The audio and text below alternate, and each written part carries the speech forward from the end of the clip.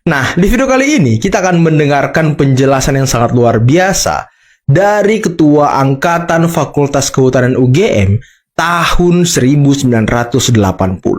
Yang artinya beliau adalah Ketua Angkatan dari Pak Jokowi.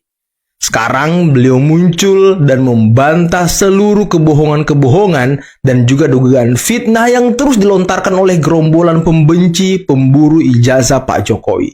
Utamanya para peneliti-peneliti abal-abal yang selama ini menuduh ijazah Pak Jokowi palsu dengan penelitian yang bohong besar juga, teman-teman.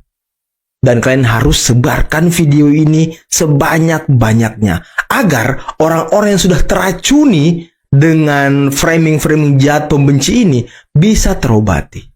Dan inilah Ketua Angkatan Pak Jokowi yang menjadi saksi hidup Pak Jokowi masuk kuliah sampai Pak Jokowi wisuda, teman-teman.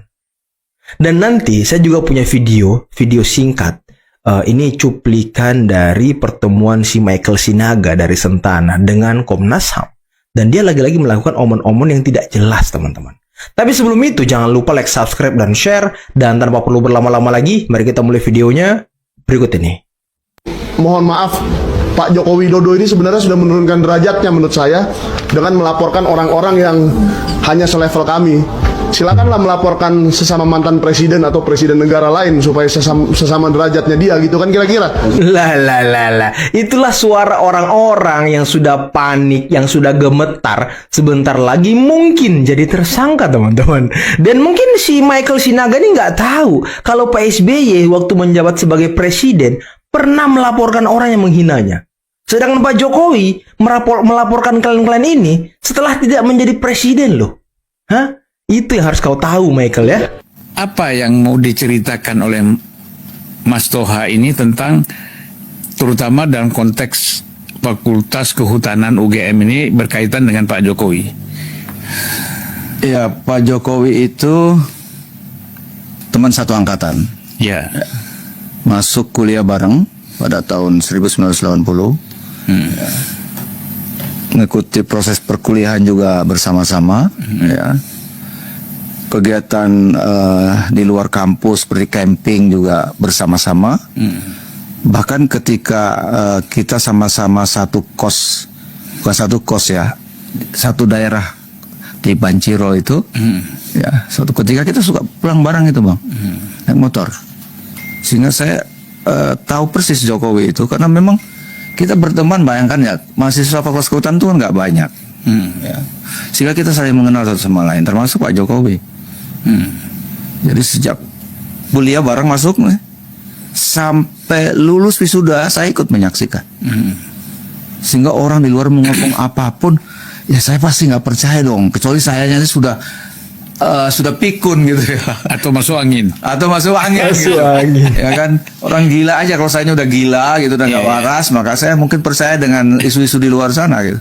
Ini kan saya orang saksi fakta, saksi hidup yang melihat, menyaksikan, berinteraksi langsung dengan Pak Jokowi sejak masuk sampai beliau lulus sebagai sarjana kehutanan dan Gajah Mada. Sehingga ini saya pastikan itu.